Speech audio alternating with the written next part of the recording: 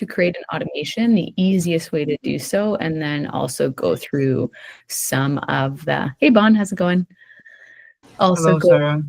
some of the automations, that the templates that are there as well.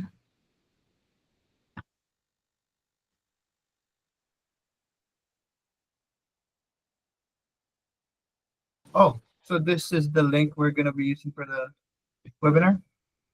This is gonna, yeah, so we're just waiting for Kelly to come back. We had an issue with the registration link. So this is the one that we're gonna be using going forward that we were using previously that people registered, but let's see, Kelly's there. But yeah, in order to get started and keep it to 10 minutes, what I will do is share my screen. And since we messed up the registration, Kelly gets a VIP front row seat to yeah, to what's going on. Okay, so the easiest way to do that. So for those who, 1 second, did I share my screen, Kelly? No. No. I'm using Sure, I'll Luke's. just hop off the call. Sounds good. Thanks, Mon. Thank you. Sorry about that. That's okay. Okay. Using Luke's computer because mine's still fried. Okay, so for those who aren't using our CRM already, the back end of it is actually Go High Level. So we've done some serious customization to it to allow for, you know, Canadian mortgage brokerage standards, a bunch of templates, and some cool things that you'll want to check out. However, the things that I teach you, you can use on a lot of CRMs, so it's still relevant. But for the purpose of today, we'll go through our CRM and how to do it. So when you're in and logged into your account, you will navigate down to the automation section. In here, sorry, it's a bit slow when I share my screen.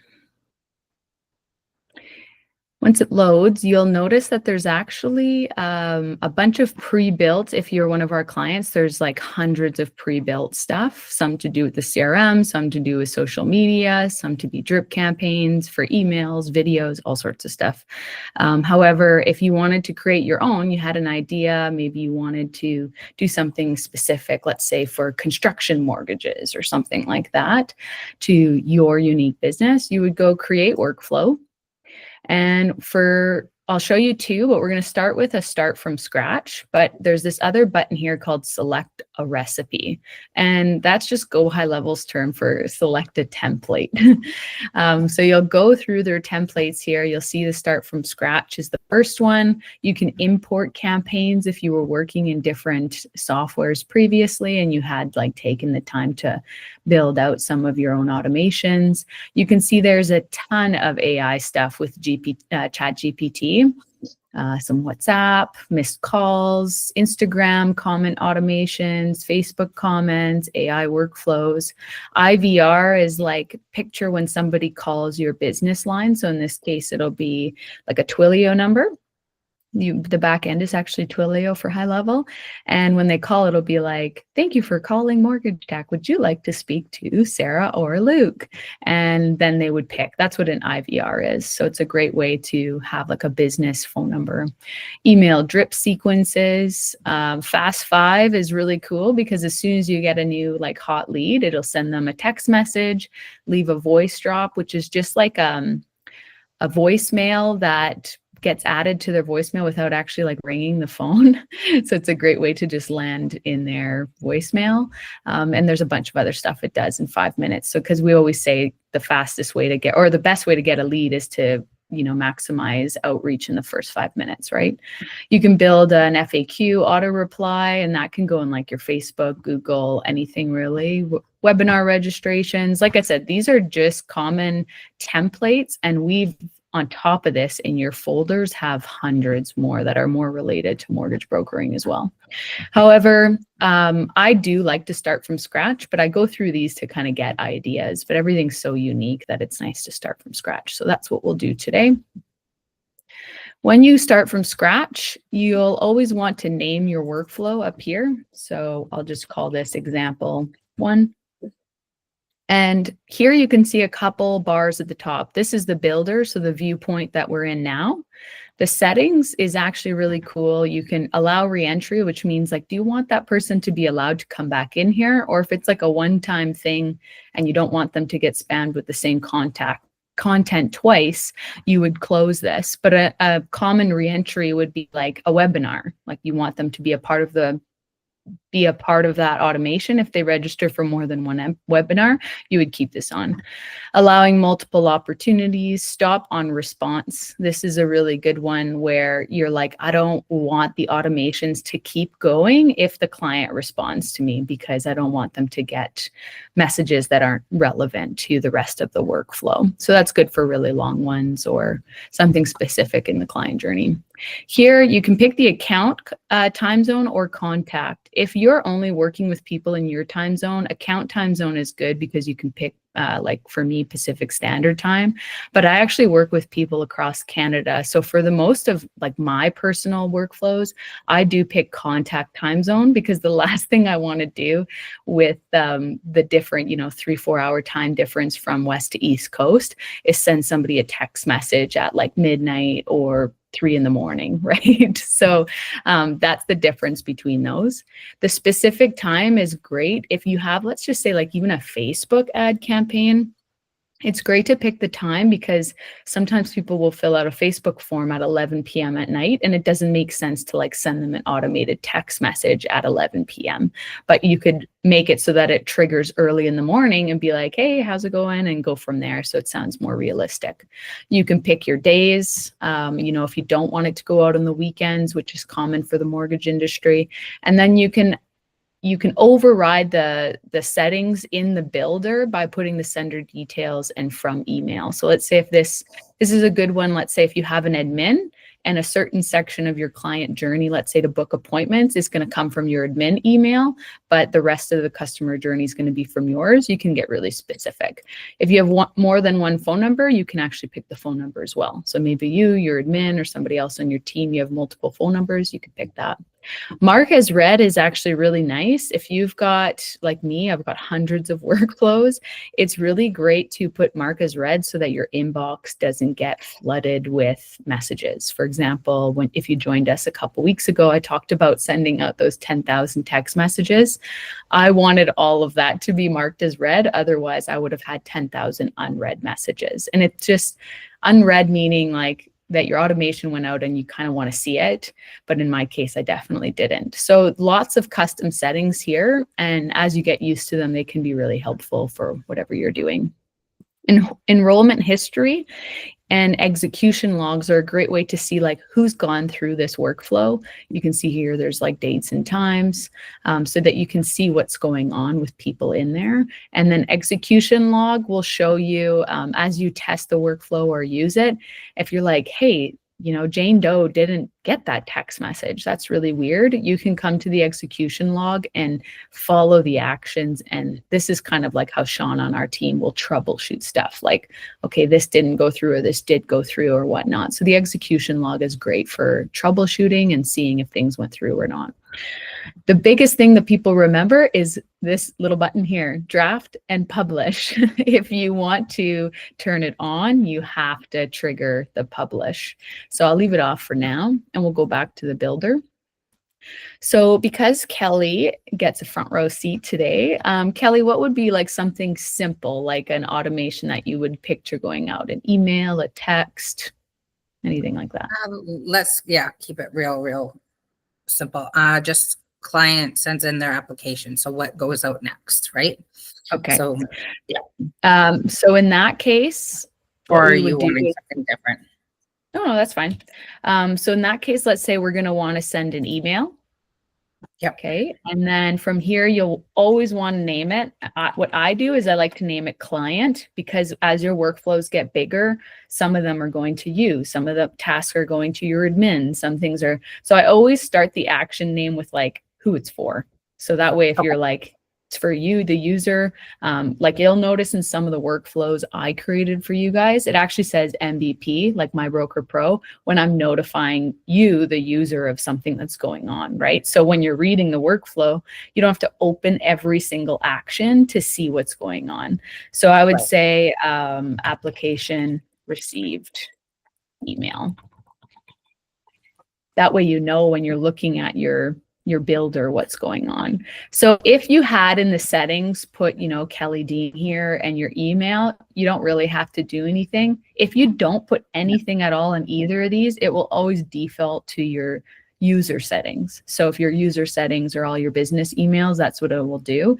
But you can pick here as well.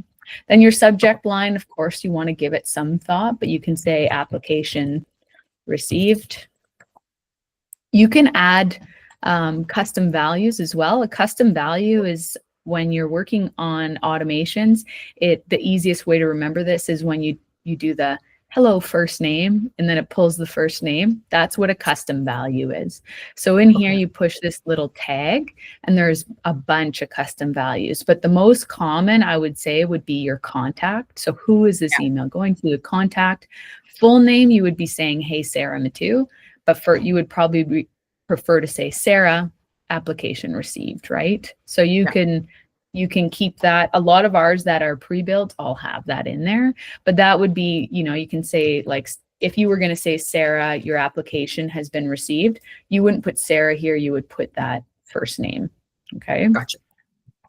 Then now, of course, oh, go ahead. Just a quick question, sorry. Yeah. Now, does that only go out to the first applicant? It doesn't go out to both? No, right now it just goes out to the first applicant. Yeah. So we are building out because Go High Level just released on October 23rd, the ability to add like associated contacts with an opportunity, meaning one house, borrower 1 and 2, realtor, things like that. So Sean's actually building all of that out because it was a new release. It will take some time and some testing, of course, but it'll be super cool because we'll be able to add in all of our automations, like a trigger to the realtor, a trigger to the lawyer, right? So that'll be awesome. But right now, yes, you're right. It's going to be whoever the primary contact is on that opportunity card. So application received. If you're with us, there's hundreds of emails here. You can see I've labeled them all client, client, client. So for this example, Kelly, I actually do have an application received, application reviewed, application in progress, application received. Where is application received? So there you go. It's this is what our template looks like. Oh, this is a referral one. Never mind, I grabbed the wrong one. But still, hey, hope this finds you well. I wanted to provide you with an update regarding your referral. This is something that would go to the realtor. But all the templates that we created are pretty, and when you get onboarded, we change all the colors and stuff, as you've probably seen, Kelly, to match your brand. So that's why a lot of these are custom values. Again, pulling Kelly, Dean, mortgage broker, Kamloops, right? So that's why a lot of that looks like gibberish, but for the most part, it's pulling in values from your account. However, if you wanted to do another one, you could just do like a blank one. So if I did none here, this, if you type it in here, actually shows up very much like an email instead of the one I just showed you. So you can say, hey, use this again, custom value. Hey, first name. I hope all is well. Your application has been received. I'll be in contact soon. And then So you would put, go ahead. This would be a great for those who are using a different CRM or a different platform. Exactly. From Yeah, honestly, that you've seen, this is where I would take it and put it in here. All my workflows that I already have created. yeah, exactly. Yeah, you can do both. Like the output is quite different. One of them has the nice buttons and like they're a little bit fancier, more like what the registration email I was telling you is supposed to look like. Whereas this one is more like, it looks a lot more like an email. Like it's just what we call like HTML text, like normal simple text. And then so you would put here, if this was your account, you could put Kelly Dean. However, if you notice any of our workflows, we actually use username because, again, for us, we want it to work for everyone, right? So that's the beauty of custom values. So you would put Kelly Dean here. And then there's actually a button here, if you're doing this, that to not forget, to add your signature. So you always make sure you're under user, and then you can go to signature, and that will pull from your user account settings. So that's a good way if you're creating like a plain Jane email like this and you want it to look like it's coming from your Gmail, you don't want to forget your signature, right? So that's a good way to do that. Or if you want to create a template, another thing you can do is, find one that you like in here and then do save as new template and then just overwrite one. If you're like, hey, I like all these signature fields because they look pretty and I really want to keep that, you can overwrite it. Or if you're not in this viewpoint and you're just under marketing, you can find a template that we created as well. And it's just called. And do those templates then transfer over into Canva like the social media ones for editing? Or those are only these ones to edit are all in My Broker Pro and Go High Level. Yeah. So to edit them, these have no relation with social media or Canva. Okay. So from here, you would always hit save, of course, and then save your action. And then now you can see you've got your first automation. However, something needs to turn this automation on. What I explain triggers as is kind of like a light switch. Nothing's going to happen unless you turn a light switch on, right? So what is going to force your light switch to turn on? And in this case for you, it's a little more complex because we actually can trigger an automation based off Finmo. But for the standard user, the easiest way to create an automation is actually through tags. So in this case, I'll show you what to do a tag. So you're basically saying, if I add a tag to this client, and you can pick an existing tag that's in here, or you can create a new one by just like literally typing it, new tag, and then you would add it. But for the purpose, I won't do that today, but you can simply add new tags from there. So let's just say I say tag added active deal. So you would make this up. Maybe it's a new build, maybe it's, something else. Then you would put the tag. And then again, I always suggest naming this. So then you contact added, and then you would say active deal. That way, by looking at it what it is, because otherwise you'd have to open it up. So now you're basically saying, if I add a tag, send out this email. This is the simplest, easiest way to send out an automation. However, as you've seen, Kelly, when you're talking about a CRM, customer journey can be more complex. Another common tag or another common trigger would be what we call a pipeline stage change, meaning if the client went from application in progress to application received, that means it's moved pipeline stages. So in that case, let's delete this one. You don't really want to have a ton of triggers and create duplicate opportunities, but this one, pipeline stage change. Okay. And then again, you would say, moved to application received. And from here, too long. Kind of like when you submit docs to Scotia. Exactly. Yeah. Okay. So then you would say here, which pipeline? So now when you go in the filters, you're saying, I want to send this email out when this deal lands in live deals, because it's in live deals now, and is in, one second here, pipeline stage, meaning it's moved to application received. Where is it? Application. Oh, we were in live deals as leads and then application received. There you go. So then now you're saying, if anything ever lands in application received, do the following. That's what you're telling the system. So I find the easiest ways without the CRM in mind, like if you're like, I want to send out, an example somebody had yesterday actually was like going to a trade show. They were like, I want to do a certain automation of sending a thank you email, and then a week later, send a follow-up email and a text. And a task for me to follow up manually by phone. Well, that would be a great use of a tag. So for something like that, like we can build that out now. You go tag here, and let's call it trade show. Filters, let's find the tag that's added called trade show. Now it's not going to exist, but let's create it, create the new tag. So now new tag trade show. Anytime I add the tag trade show to a contact, I want this to happen. So in this case, we would say client, thank you, trade show or something, right? And then subject, you would probably say contact first name. It was great to meet you. And then your email would be something like this, right? So in my case, let's just do save as template. And let's call this client trade show. Nice to meet you. So now I'm overwriting, or sorry, I'm making a duplicate of this email. I wasn't overwriting the original.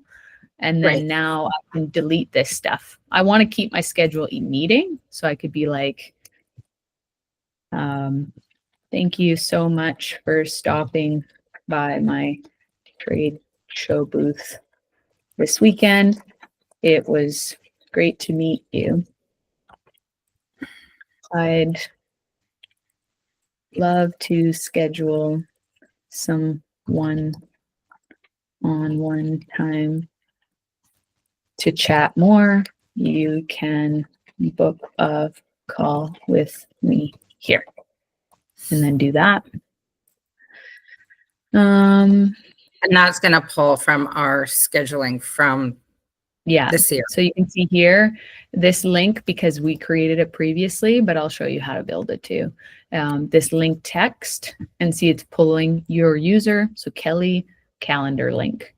So that's under your user settings, but you can replace these URLs with almost anything, as well as see here, this little thing, you can find your calendar links and stuff here too. But like I said, we've pre-built so much already. This is more just to show you how to build it.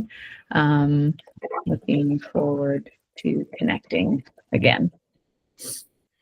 And like that. So then we'll preview, make sure it looks nice. It's not pulling the name for the test, right? But you're like, okay, this looks good. You can send yourself test messages as well if you really want to.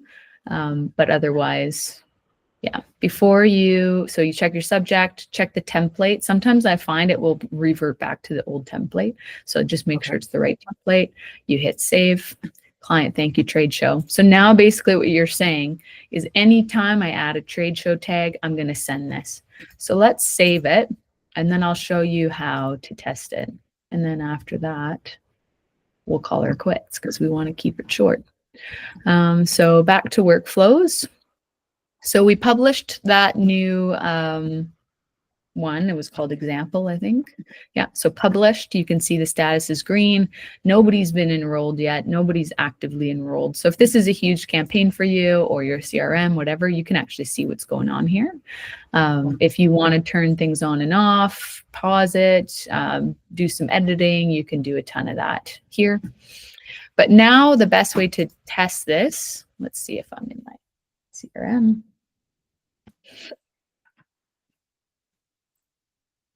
Is to find a contact, Sarah. Well, we can send to Brad Pitt, I guess. Send it to Brad Pitt. Okay, so when you go to the contact now, or you're creating a new one as well, you can add the tag to the contact. And here, what did we call it? Trade show? Trade show. So you can see I've added the trade show tag, and now you wait for the system to say what's going on. So you can see the email went out. Right. This is a great way when people are like, I don't know if my text went out, or I don't know if my email went out. You can always go back to the contact or the conversations tab to see what's going on. And this will always be like a chronological view of that, right? So then you can see what the email said if you want to have a look at it. And it basically should say, hey, Brad, nice to meet you. Schedule a meeting from Jane Doe. You can, now that you've talked to Brad Pitt from here, you can send him more messages, more subject. If he ever SMS'd you, like text message, sent you a message on Facebook, this will be like a unified inbox where you can message from almost any source. Almost any source. And then some kind of housekeeping. You can see here that this is activity. So if people are adding tasks and doing things, you'll be able to see what you and your assistants are up to. You can easily add a task here by clicking the task button. You can add notes. You can create an appointment with Brad Pitt from here. You can send documents, which is very good for like e-signatures and stuff like that. Payments, we don't really use, but if ever you need it, it's there.